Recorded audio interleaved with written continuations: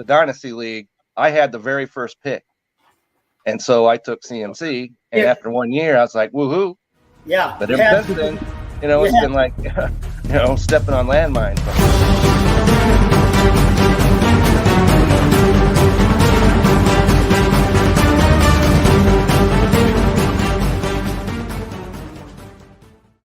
Come here, buddy. You can stay in here. Come on. You can stay. You can stay too. Oh, gosh.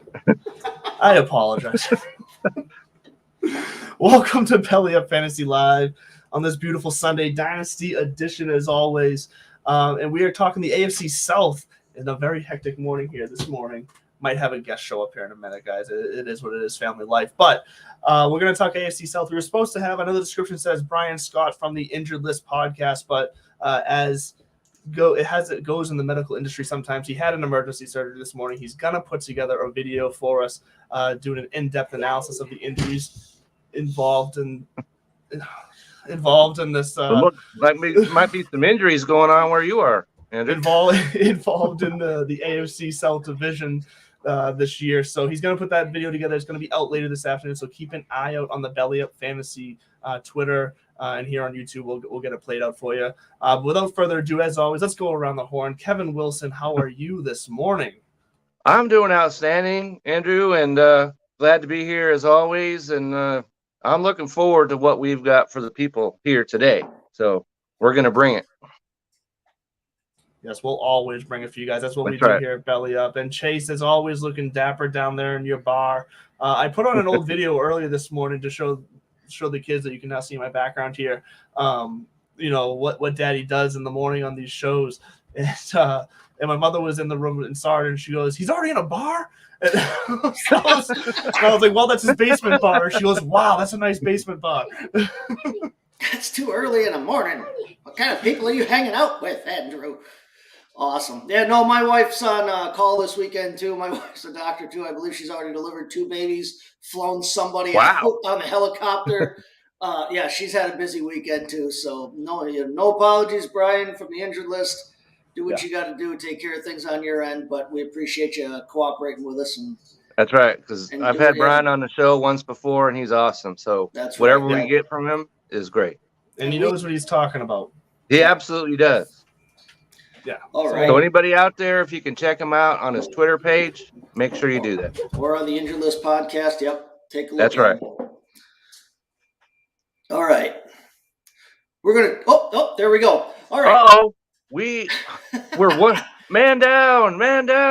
We're rudderless. No, we're not rudderless. We're talking about the AFC South this week. And part of the reason we wanted to have Brian on this week from the Injured List to talk about the AFC South was the giant impact of Andrew, the what injuries in the world is going on over there? He's taking care of family. No, there's a giant impact of injuries in the AFC South, and injuries are it's a fact of life no matter which team you're on, no matter which sport you're on. But we're talking in the AFC South. We're talking Derrick Henry's coming off a major injury. We're talking both starting running backs for the Jacksonville Jaguars are coming off injury. We're talking about Robert Woods trying to come back from a knee injury and be a number 1 receiver in Tennessee, and even in Indianapolis. I mean, what's the deal with their offensive line? Several of them were injured last year, including Quentin Nelson, their all-world guard. Shaq Leonard, not Darius. Shaq Leonard now, one of the best linebackers in football. So there are a ton of injuries in there. But let's start with the team that won the division last year, because I think they're the ones that are the most interesting team in the division in terms of the injury angle and in terms of their fantasy angle, and that's the Tennessee Titans. So when we look at the Tennessee Titans from last year, they were a giant run-heavy team. We had AJ Brown, we had Julio Jones, we had King Henry coming back. We thought we knew what this team was going to be, and then halfway through the year, King Henry goes down with the foot injury, and then Julio Jones never seems to be able to get on the field for them at all. And so it was basically A.J. Brown and a hodgepodge for the last half of the year. But they still ended up, winning the division. Now, this is a team that they now get Henry back. He's ostensibly healthy, but a foot injury to a running back, anything lower body, but a foot injury to a running back just seems like the kind of thing that can be nagging. He is getting older. They did draft Hassan Haskins, out of Michigan to be his backup, who is also a big physical bruising running back. What are your thoughts in terms of Derrick Henry here, Kevin, from not just a this year fantasy standpoint, but from a dynasty standpoint? We know the kind of upside he can offer if he's healthy. He doesn't have to catch passes to be the number one running back in the league kind of thing. But are you trusting him this year coming off of that foot injury? And are you trusting him age-wise going forward here? This whole division is another example of why you don't need to be drafting in July. Yeah, right? Because we don't know what's going to be going on with a lot of these guys. As you mentioned, we're going to have an injury specialist come on here to help us navigate these troubling waters.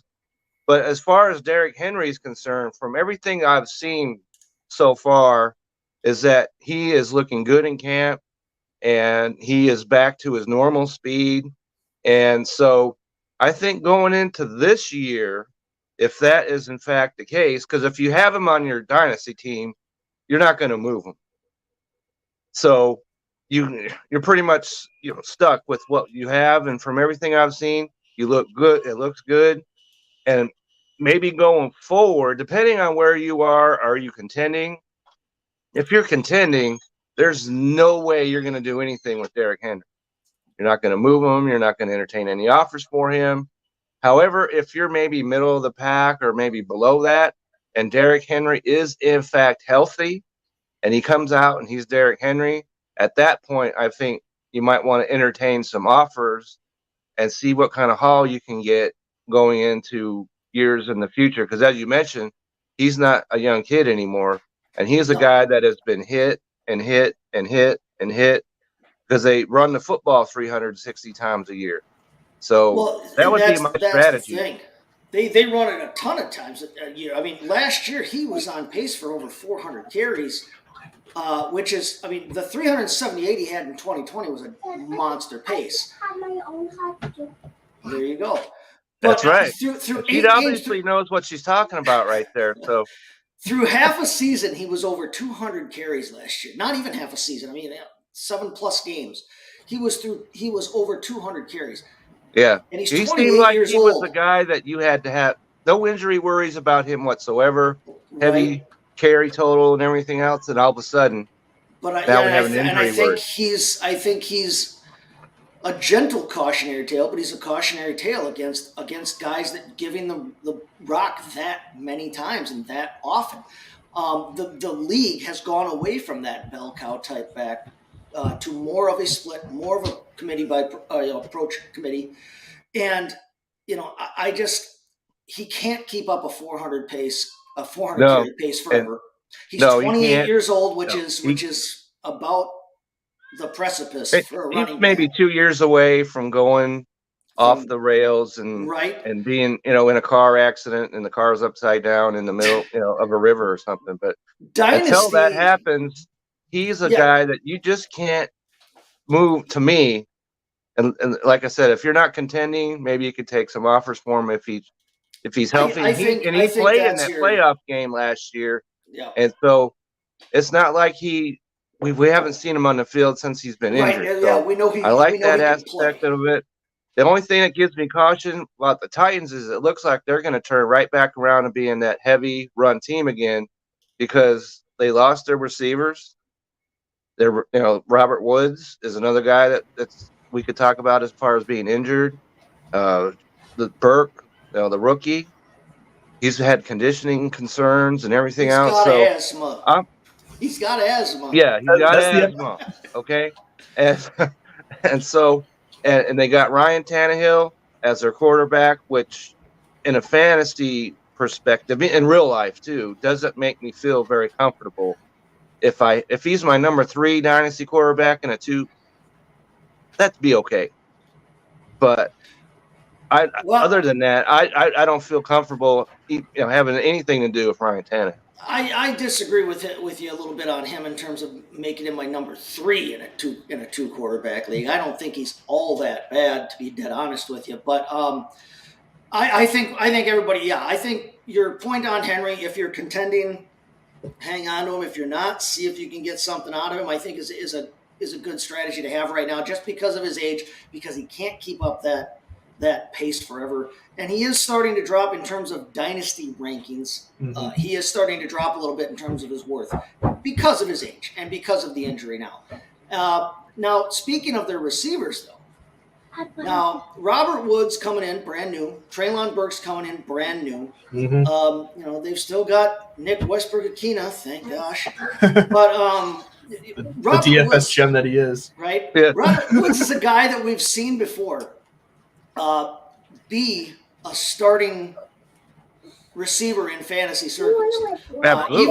Even opposite, and I don't think because he was opposite Coop, I think even opposite Cooper Kupp, he was able to put up numbers where you wanted him in your lineup and you could put him in your lineup. Now he's coming to the Titans. He's expected to be their number 1 guy because Burks is a rookie.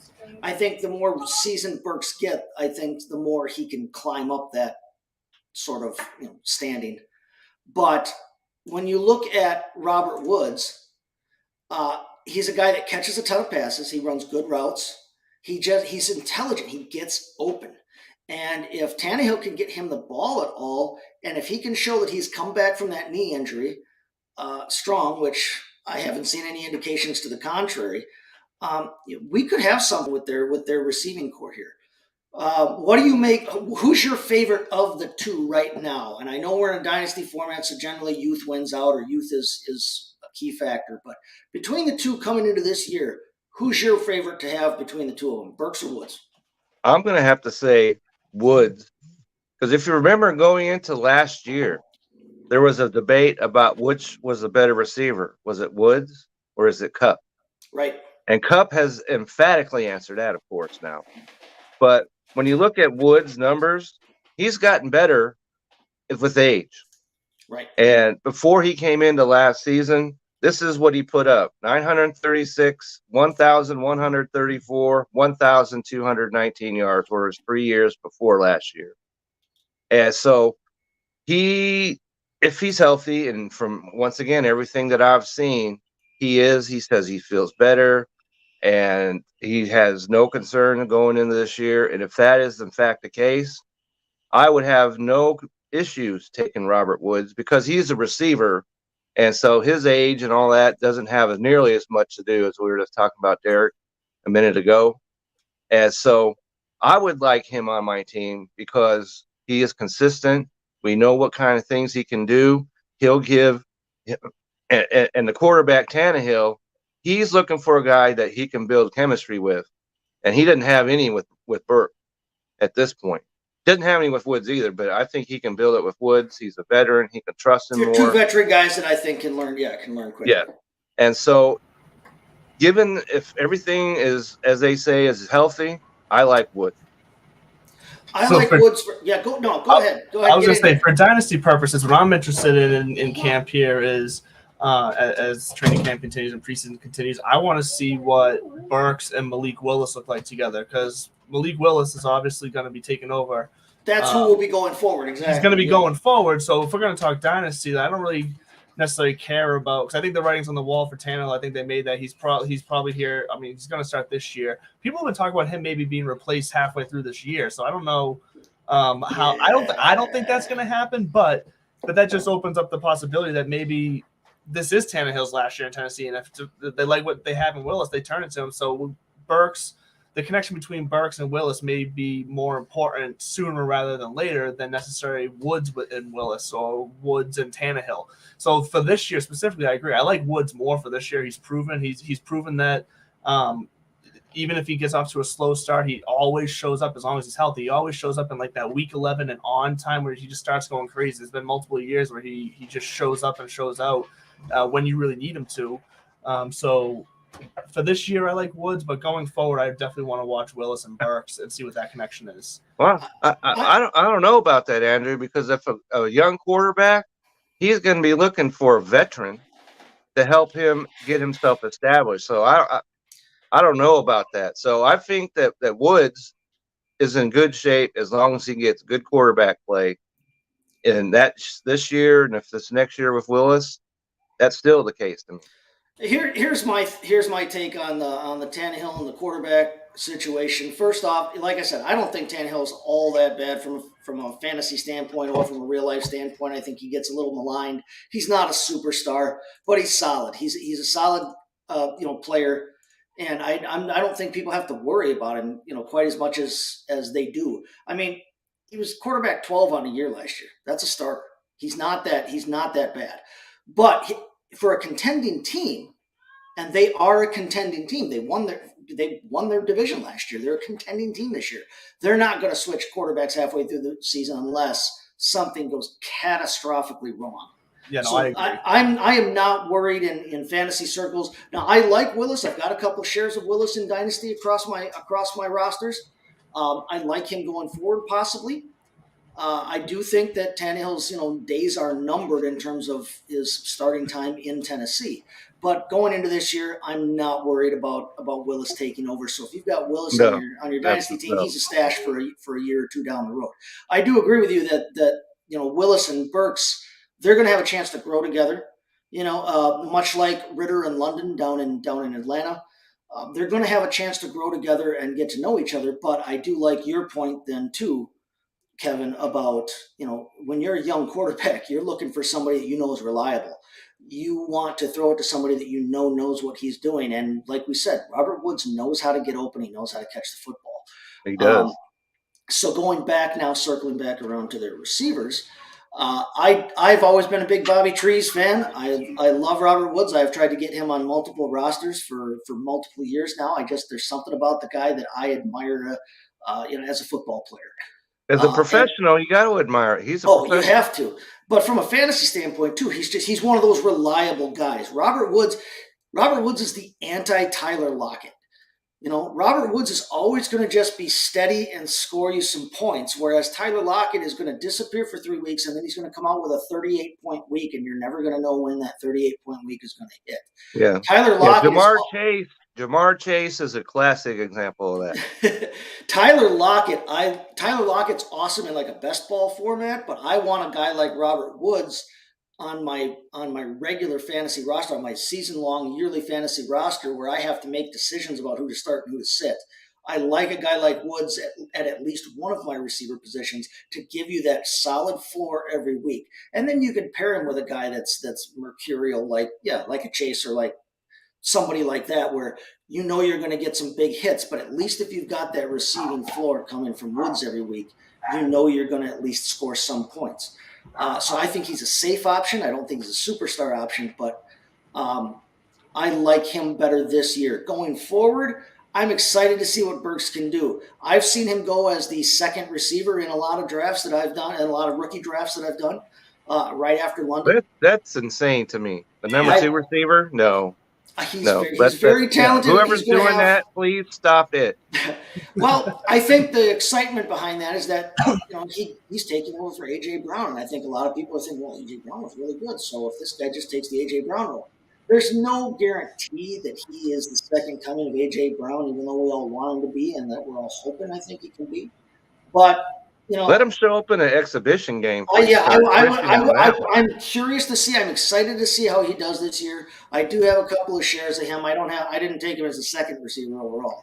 I definitely like Garrett Wilson a lot more than Burks in terms of that role. And I know a lot of people are on the Chris Olave bandwagon as well with that. But I'm excited to see Burks going. I am really right here. It is right here. I've been on that bandwagon since the day I know you're an Olave guy. Yeah. This show has been pretty Olave positive for the most part. Yes, it has. Olave. It sounds like a hand soap or something, but he's a top of the line hand soap to me. So before we put the Titans to bed here, is anybody at all excited about Austin Hooper other than him and maybe his mom? No. I'm not. I think there's so much more value at the tight end position than he had 38 catches last year. Let's stop it. Okay. That's the number one tight end. Yeah. As He had supposedly the number 38 and he had 46 the year before that. And now He's I a think long ways from 2019 where he had 75 catches, he and was he in a good sucked me into his situation in atmosphere Atlanta. as he was going to be a great tight end or at least serviceable. And I want nothing to do with him. He came from a quarterback who likes tight ends in Matt Ryan and a good situation in Atlanta to a general offensive cluster, in Cleveland, despite their recent successes in terms of wins. I think Austin Hooper's a good tight end in real life on the field.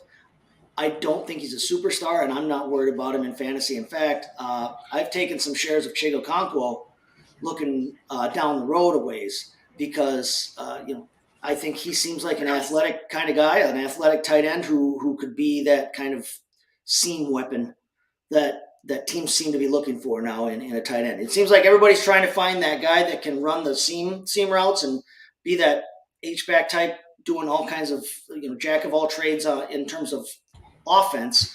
And then they're all trying to find that guy that can block too. They're all looking for that Mercedes Lewis who can be the third tackle on the field, but then also catch you something every once in a while too. I think Austin Hooper's a good player, but I'm excited. I'm more excited to see Chigo Okonkwo down the line here. So I think we can put the Titans to bed. We can move on. Yeah, definitely. And I apologize again for being quite absent during that. No, don't. Sideways very quick here. You got to take care of business. But why don't? Sorry, what were you saying? Something? I was going to say business starts at home. So you. Oh yes. Take that. But there are some other interesting stories here in this division because we got the Texans, we got the Colts, and the Jaguars, and we can go to the Colts next because we were just talking about the Austin Hooper season with Matty Ryan, and Matty Ryan now in Indianapolis creates a very interesting situation where I feel like there's two camps where there's the camp that believes it's going to be a reignition to his career, like we've seen in the past with some with some guys that maybe he jumped back to being fantasy relevant, or you think that his more likely what we saw. His physical ability, his arm is just dead. I think his arm is just dead, and maybe he'll prove me wrong. But I think when you watch the way the guy throws and the power and his release, I think that's more telling than taking a shot on maybe he's going to be rejuvenated. You don't fix muscles like that. And I think Matty Ice in Indy is a fun story, but I don't think it changes the situation too much there. In the fact that I think it's still the Jonathan Taylor show this year and for the years going forward. Do you guys see anybody on that offense right now that you're thinking going forward is going to become a mainstay in the fantasy realm? Well, I'd see, as far as mainstay, Michael Pittman, the receiver. He's in his second year, and so all Matt Ryan has to do is not overthrow him, and I think he's in good shape. But to answer your question about Matt Ryan, ever since he came. You remember way back when we started, I was not high on Matt Ryan, and I am still maybe a little higher because I think, you got to take into account that he was on Atlanta. Atlanta was sorry, okay, and he's going to do better this year, but he's definitely on the downside of his career, and in Dynasty, he has little value to me. Maybe this year he has some. He has some this year. He's a starting quarterback, and all starting quarterbacks have value in fantasy, especially in 2 quarterback leagues. But going forward, I'm not taking a whole lot of shares of Matt Ryan. No, and I mean he is getting older. He was not very efficient last year. His efficiency has dropped from when he was younger. He's not the talent that he was. But I think he's a good veteran, and I think he can give them better play than what they saw last year between Wentz being erratic and hurt. I think that Matt Ryan can give them something. I mean, Michael Pittman was wide receiver 16 last year, on a not good team. I'm big on Michael Pittman. Yeah, Give me shares of him all day long. Yeah, I'm fine with Pittman. He's a good player, and I think with better quarterback play, which I think Matt Ryan will give them, he can be even better than that. I don't think that Michael Pittman is quite a wide receiver 1 yet in terms of fantasy purposes. Maybe not, but he's right there. He's one. If he's not 1A, he's 1B. But no, he's definitely their number one wide receiver. I don't know if he's a top 12 catches kind last of guy. year of Carson Wentz. Yeah. That puts him at 1B to me. But if he gets better quarterback play, which, like I said, I think Ryan gives him, Michael Pittman could be fun and exciting. I don't think anybody they are not going to turn the reins over to anybody but Jonathan Taylor in terms of their offensive identity. They have to run that offense through Jonathan Taylor. He's the best player. He's the best player on their team. He's the best offensive player on their team, especially at the skill positions. And he has just shown that he can be that kind of rare talent that can handle that kind of workload. He didn't catch a ton of balls in college, and I watched him in college. I'm a Wisconsin fan. I was psyched to see him go to the. He had 40 catches last year. Yeah, 40. But he has shown that he can catch the football. I think he caught more passes last year than he caught in his entire college career, to be dead honest with you. I'd have to double check those numbers, but I would put money on that. That solved any issues you had with him. Right. He can't catch balls. Wrong. He, in fact, did. And they have a pass-catching running back in Nyheim Hines. In fact, that's about all the value that Nyheim Hines gives you, is that he catches passes. But when you look at the fact that now Jonathan Taylor doesn't have to come off the field on third down, he can keep running and catching.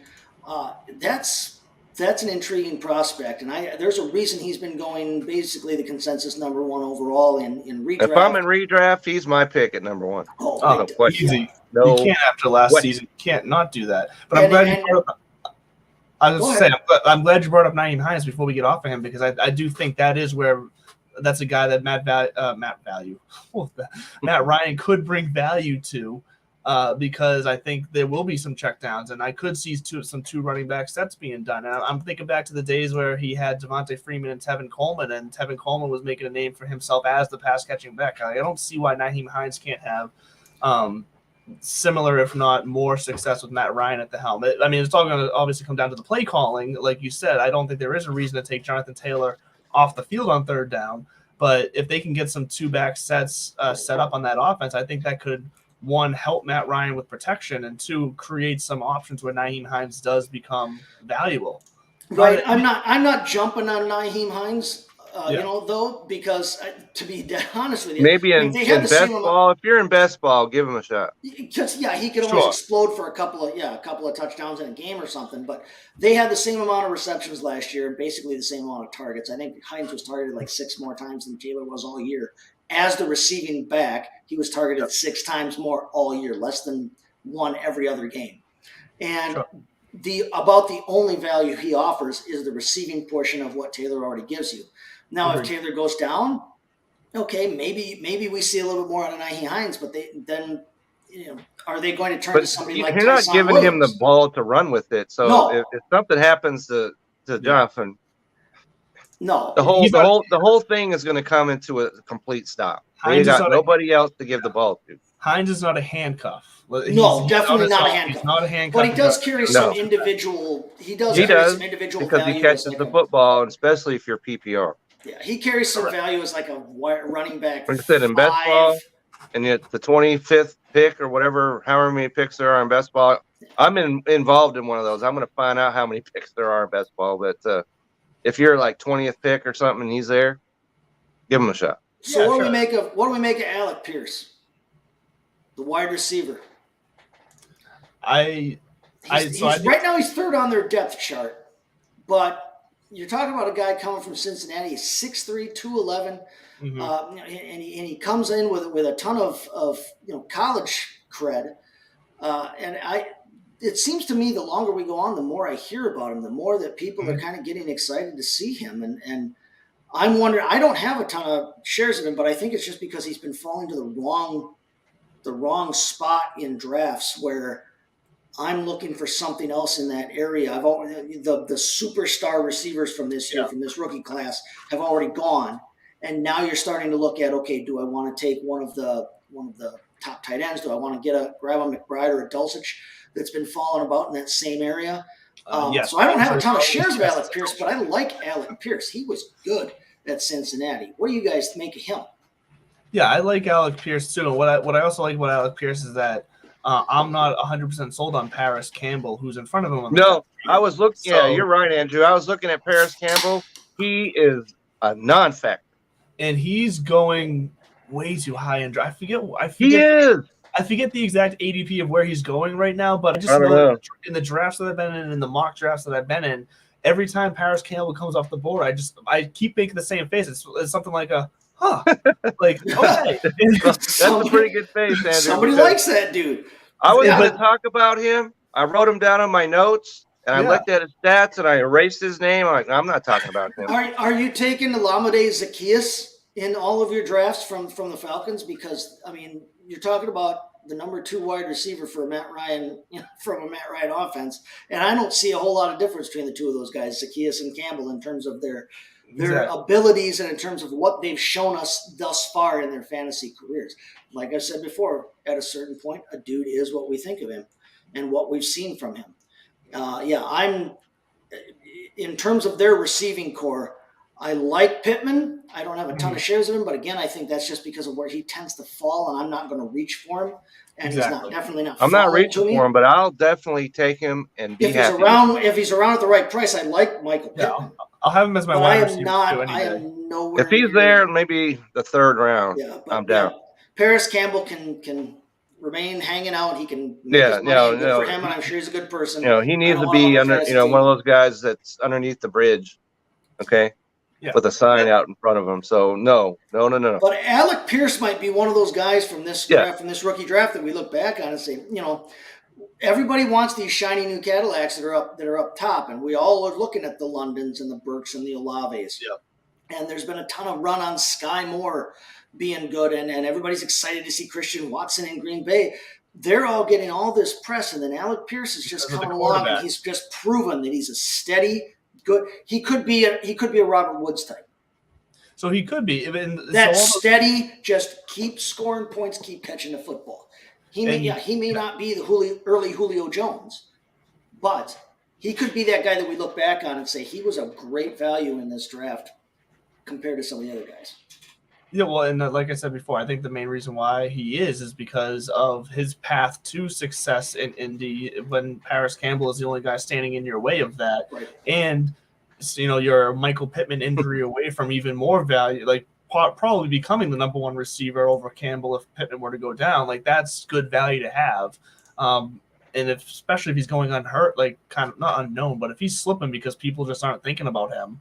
And they're gonna reach for a Sky. And I've been involved in some drafts, and no one's thinking of him. Yeah, I'm happy to take him at massive value and take that shot, because he, especially now the one thing that does worry me about longevity of him in Indy that I want to see what they're gonna do is because Indy is kind of set themselves up here where they're in limbo as far as their future quarterback situation. They're set up to be good enough this year where they're probably gonna be out on some of this massive. Well, at least this touted QB class that is supposed to be the best in years coming out, which we've heard before. So, I mean, at the same time we're hearing that, then at the same time we're hearing the most non-QB positioner players are up for the Heisman this year. So, I mean, you would think if it's the best QB class that it should be all QBs. So, I don't know. Take it as you wish. But you are right, though. You are right. But they're gonna probably – yeah, they're going to probably fall 15 or later in the draft order in the first round. Yeah, if they're earlier than 15th, what a massive failure this season was for them. Right. Here's the thing: is they need to now be competitive and they need to challenge for a Super Bowl now. Because you don't make the move for Matt Ryan and don't make the playoffs. Because you're top 2. They don't have, his backup is Nick Foles, and Nick Foles is no spring chicken. And Nick Foles is not anybody's quarterback in the future. Maybe, I think he's like a couple years younger than I am, so no. Right. So. But Nick Foles is everybody's backup quarterback of the now. We've seen him come in as a backup quarterback and win a Super Bowl. Everybody is excited to have that kind of guy as your backup, but look at your situation now, Indianapolis. You've got somebody who's my age at your quarterback position, and somebody not a whole hell of a lot younger as your backup, and you are in a good position to not be able to pick one of these highly touted guys coming out next year. where are you going? I think that was they one of needed the to take reasons a shot on someone this year, so they right? at least had someone they could be working on to develop to kind of start planning. And remember, they were connected to the some of the Baker Mayfield rumors and things like that. They sure were. And Baker himself wanted to go there. It would have bought them a couple more years. Yeah, because who wouldn't want to go there if you've got Jonathan Taylor at running back, and then you got Michael Pittman, both of them entering their third season. I don't know the whole situation. That obviously I wasn't in the room where it happened, but I wouldn't have been out on Baker Mayfield even after signing Matt Ryan, because Baker's so much younger than Matt Ryan. You would have had a succession plan in place to take over. But yeah, they're going to have to contend now and this year. And they're not going to be able to. They're another team, before we get to our ad break here, they're another team just like that team down south in Tennessee, where they've got a not so necessarily intriguing option as their starter at tight end, but they've got a rookie. They've got a guy they drafted this year, Jelani Woods, who could be fun going forward. What do you guys make of their tight end situation before we hit the Manscaped ad? Well, as long as we're not getting too crazy about Mo Alley Cox, okay? He's got one good game in him every year. One good game. Well, and that's the frustrating thing is, what is he, 6'7", I think? I know, he's absolutely gigantic. Yeah, he's 6'5".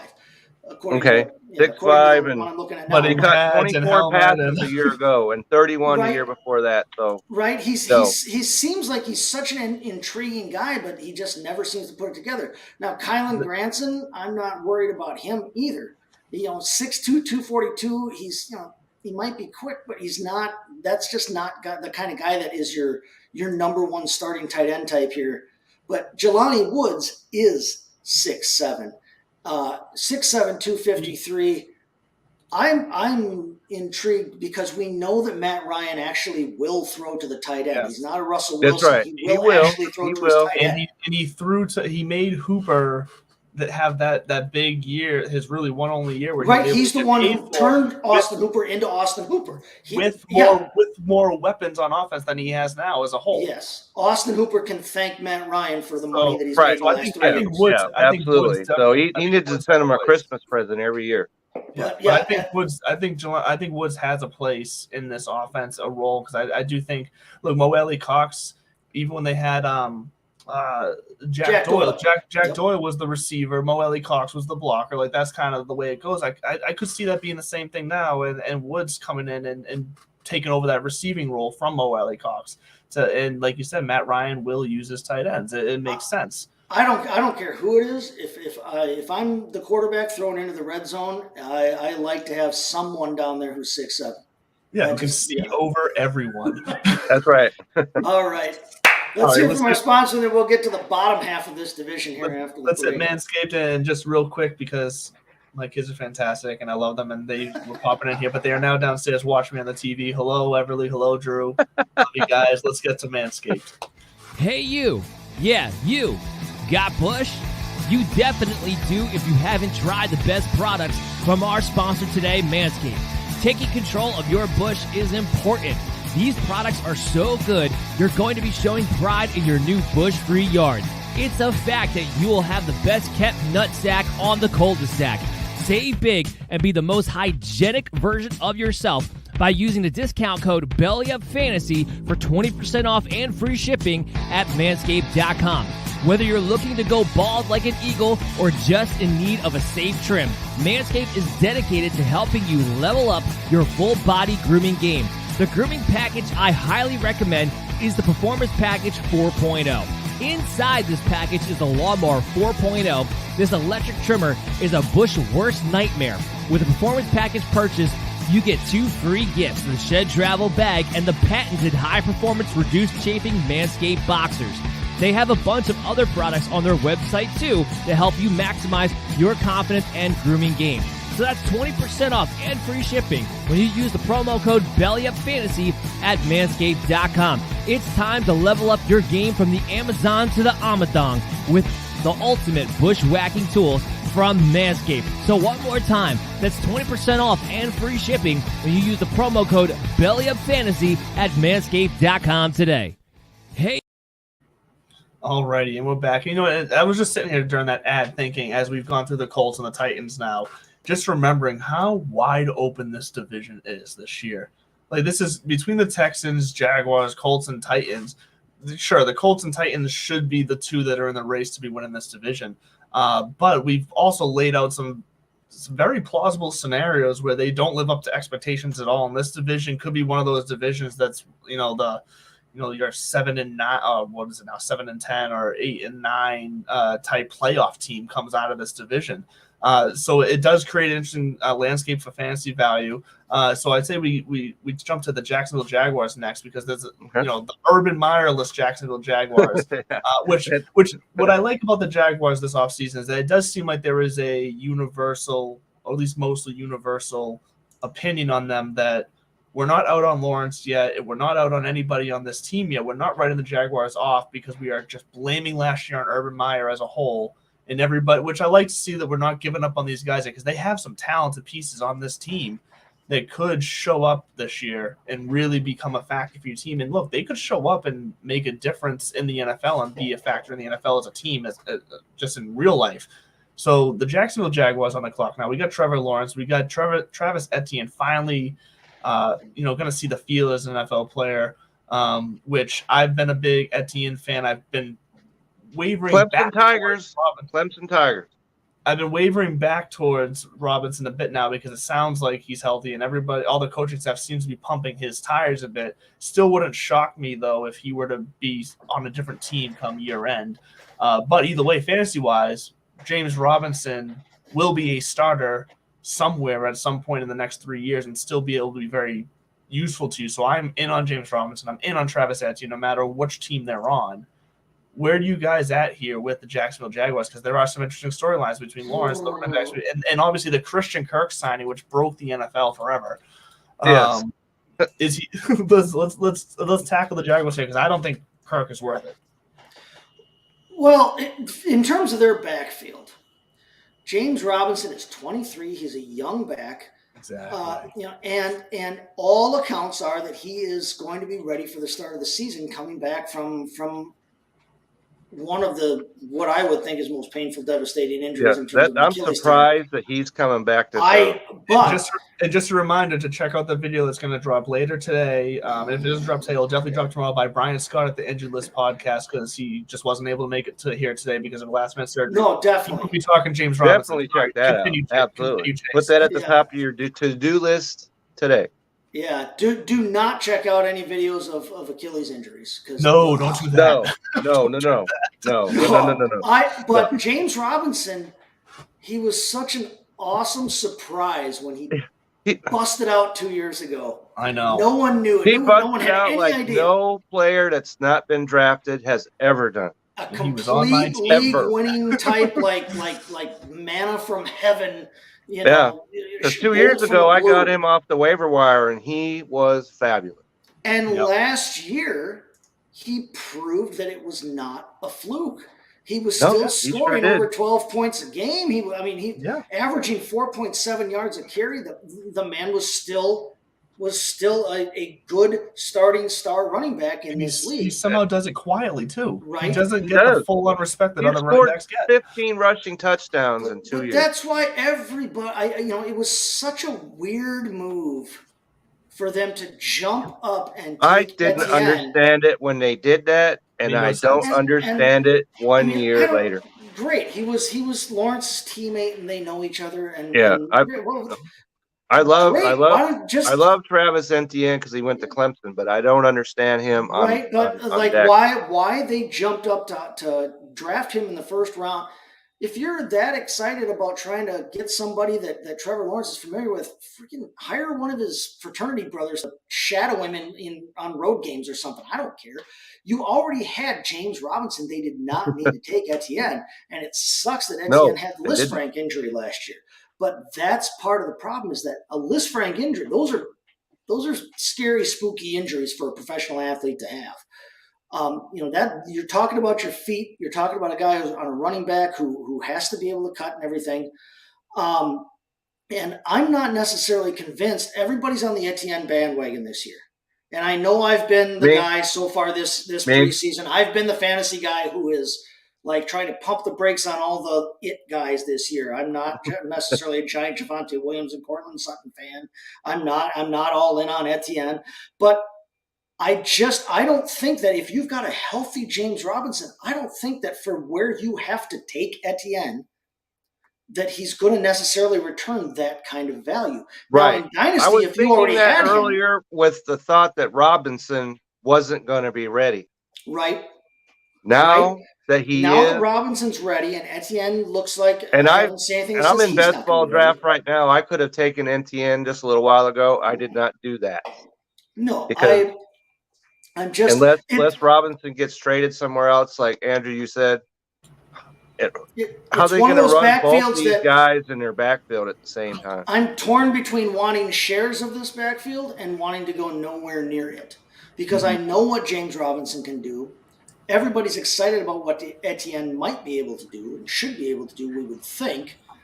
But if they're both capable of doing everything that we think they're both capable of doing, who's the guy in that offense? Are you getting half a running back? Who's the guy? Because you can't have two studs in your backfield. Not in the backfield. You can have two starting wide receivers. You cannot have two starting running they're backs. talking about splitting Etienne wide, which is, the rage nowadays. But I just can't see having both of them in the same backfield. This is a perfect example in Dynasty where if I'm going to have a piece of this backfield, you best know I'm reaching for one of them so that I can stack them. Because I look at this backfield, I look at this team. If I'm going to have one of them, I want both of them. Because when you look at the receivers they have, I don't believe Christian Kirk was worth that money. Come on now. He's not a number one wide receiver. Look, Marvin Jones is a nice piece. We know what Marvin Jones is. I like him later in the draft. Yeah, so he's going to be a reliable option for Lawrence. He's not going to be your number one, blow the top off guy. I think we've pretty much got Laviska Shenault is a they've got too many receivers in Jacksonville for me. Yeah, but what I'm saying as a whole, Zay Jones, Laquan Treadwell, Jamal Agnew, they have a lot of guys that are nice guys. Nice. And when I say nice guys, I mean like they've got no Michael Pittman in Jacksonville. Yeah, they're nice because they can play a role on the team that can be a serviceable role. But when you're looking for playmakers that the team is going to need to turn to in most situations, you're looking at James Robinson and you're looking at Travis Etienne. One of those two. So if one goes down with an injury or if one takes over from the other, one disappoints, or if one gets traded, either way, when it comes to this offense, I'm looking, if I'm going to take one of those guys, I'm going to reach for the other, for the counterpart to stack it because you might be able to reach for Robinson, before everybody realizes that he's healthy. Well, exactly. So exactly. So I want the backfield here because I think the backfield is going to be valuable. I think Trevor Lawrence is going to be useful to them and find them. He's going to have to be better. He's going to pass it to them. Well, that's the thing. I think he's going to pass it to them. I think they're both going to be useful. Absolutely. In fantasy. As long as we're not talking about Ingram, okay? Yeah. Well, yeah. So that's the other thing. The tight end position, you got Evan Engram, who for years now has been a disappointment. He's been a disappointment. And okay, let me read this. A guy is a guy. He's had an uneven camp, which means that he sucks. Okay. All right. Yes. Don't do it. Yes. Yeah. Uneven camp means you suck. Anywhere. For the spots and drafts Engram's been going, I'd much rather take a Joe. No, there's 1,000 tight ends I would take over him. So many in that same range that I would rather take than Evan Engram. Yeah, I hope he proves me wrong. If you're a veteran and having an uneven camp, you suck. Okay. I think he's an upgrade over what they had. I think he'll be good for Trevor I'm an Lawrence. upgrade to what they had. Okay, so do you really think that, though? Because let's think about because O'Shaughnessy had some value in fantasy at times last year. Do we think that Engram's going to have – no, I'm serious. Because he had like a handful of games where I'm not going to say he popped off, but when it comes to the tight end position, he was serviceable to play as a streamer. Are we really that confident right now, or should I say you, because you're the one making the point, Chase? I don't want to put you in the spot, but are you really that confident right now that Evan Engram can give you more than Dan Shaughnessy's Red Sox reporter? You're conflating Dan Arnold and James O'Shaughnessy. That's right. Who are both. No, In terms of I'd talent, rather probably take Dan Shaughnessy over what they have down there. In terms of talent-wise, I think Evan Ingram is the best tight end they've had there in a little while. He's the best tight end they've had nothing to do with him since okay? early Mercedes Lewis. I would make sure you list this right now. Kevin wants nothing to do with it. And I agree with you. I don't either, because like I've said before, at a certain point, guys are who they've shown us who they were. He's been around a while now. Evan Ingram was always that guy in preseason. When he was in New York, every flipping year, it was like, oh, this is the year, Evan Ingram. He's so talented. He's so talented. Great. Everybody in the flipping NFL is talented, or they wouldn't godlang be there. That's right. But he wouldn't sign a contract for $3 million a year. What has Evan Ingram ever shown to tell us that he is going to jump up and be that kind of tight end? Now, he's never done that. Is he serviceable occasionally? No. Yes. No. He's occasionally serviceable, but you never know when that's going to be with him, because you never know when he's going to be on the field and when he's actually going to go off. I think he's a good player. I think he'll be good for Trevor Lawrence. I think that Trevor Lawrence has to be better by default because they got rid of Mr. Chop House himself, Urban Meyer, which is good for him. Unfortunately, I'm hoping that they did not ruin Trevor Lawrence's. That's the fear. Right. I'm hoping they didn't ruin Trevor Lawrence. They didn't ruin his mechanic. Be a good quarterback. Okay. And everything else. They didn't take his superstar potential away. That's right. That's something we're going to have to see coming into this year. But when you look at their receivers, I'm going to disagree with you on Christian Kirk. Christian Kirk scored 2 points, per fantasy opportunity last year as arguably their number 3 receiver. Number 2 probably. I know he got more targets than anybody, but that's only because Hopkins was hurt all dang year. Christian Kirk can score fantasy points, and if he's going to get more opportunities as the number 1 wide receiver now. He's their top guy, and I think what you said before about them having 867,000 receivers on their roster actually works to his benefit. Again, Laviska Shenault is turning into one of those guys that everybody thinks every year is going to break out, but he's like 4th on their depth chart right now. They've got him. They've got Laquan Treadwell. It's what we think he is at this point. Right. I'm not worried about him, but at the same time, he still is a decent receiver.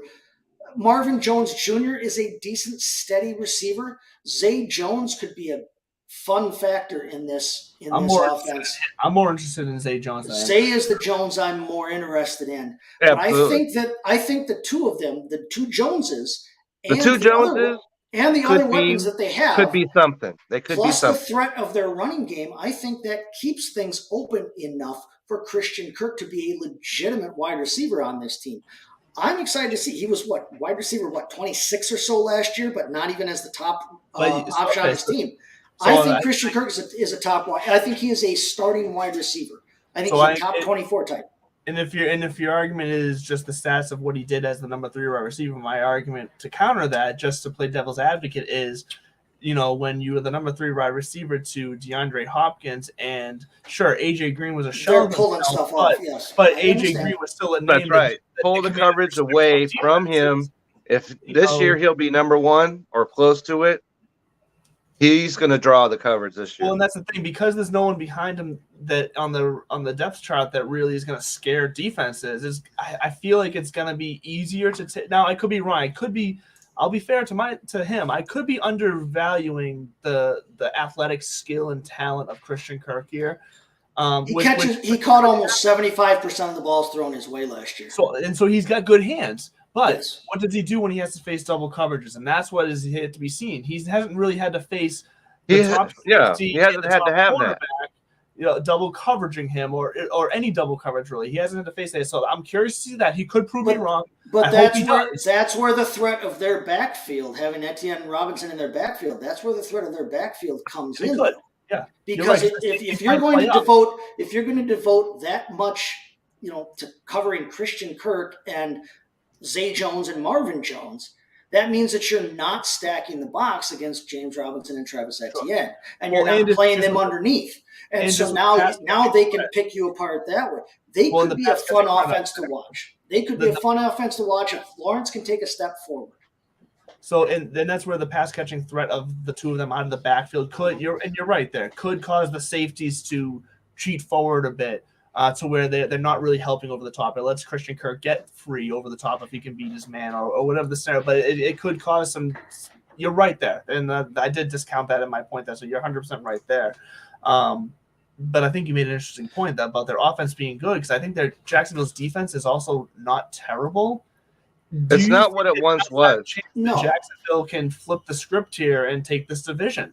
But then let's go back to a point we made with Malik Willis and Treylon Burks. Christian Kirk is only 25 years old. He's a young receiver. And so if he has a chance to grow with Trevor Lawrence in a dynasty format, Christian Kirk is an intriguing prospect to take forward. Sure. I'm in on him from a dynasty and from a fantasy standpoint. I like him this year if you can get him as your wide receiver too.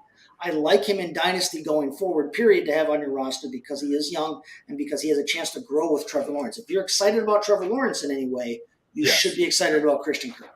Yeah, no, I don't disagree with that. In dynasty format, out of all their receivers, Christian Kirk is the guy that I will be most interested in. For this year only, it would be Marvin Jones would be really the only guy just because of his steadiness. But yeah, dynasty-wise, sure, Christian Kirk. And I'm not saying Marvin Jones as like a starting receiver. I'm talking like a bench depth guy for my redraft league if we were talking that. Absolutely.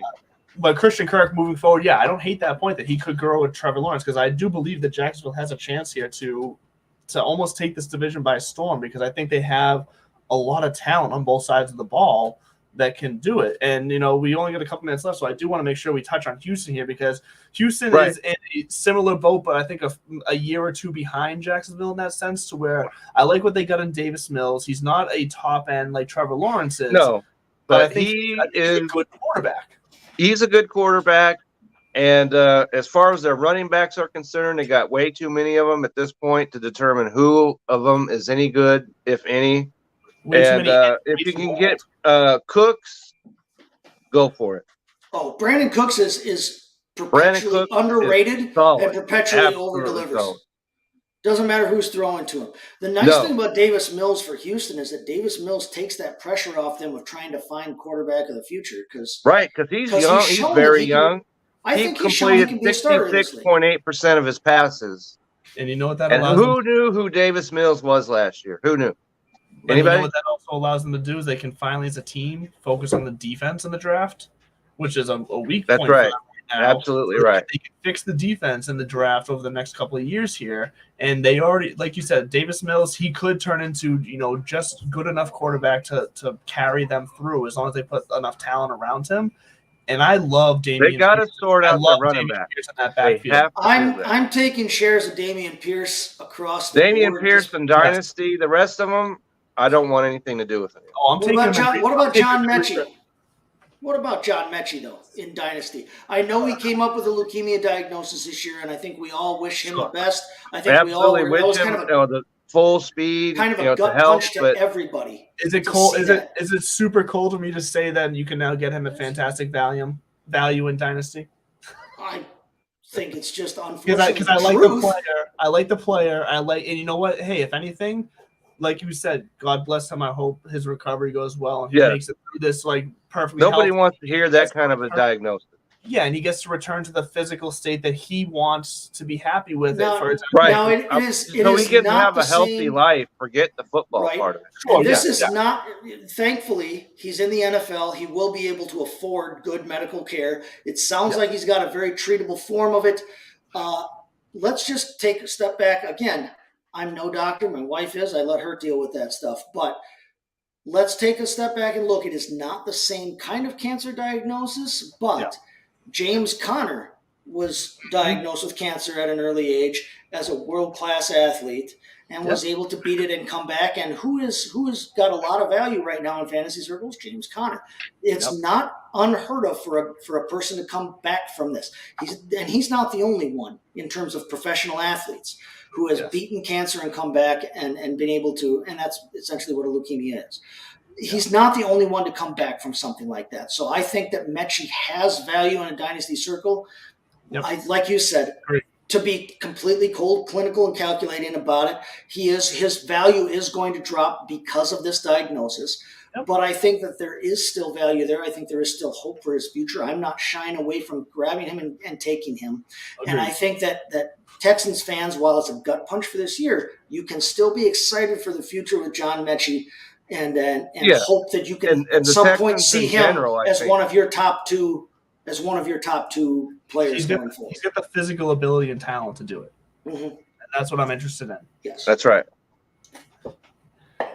So that's right. We unfortunately weren't able to spend as much time on the Houston Texans as the other teams. That's right. So I was reading that people are saying they're going to be the worst team in football. I don't think that's true. I don't believe that. I don't think that's true at all.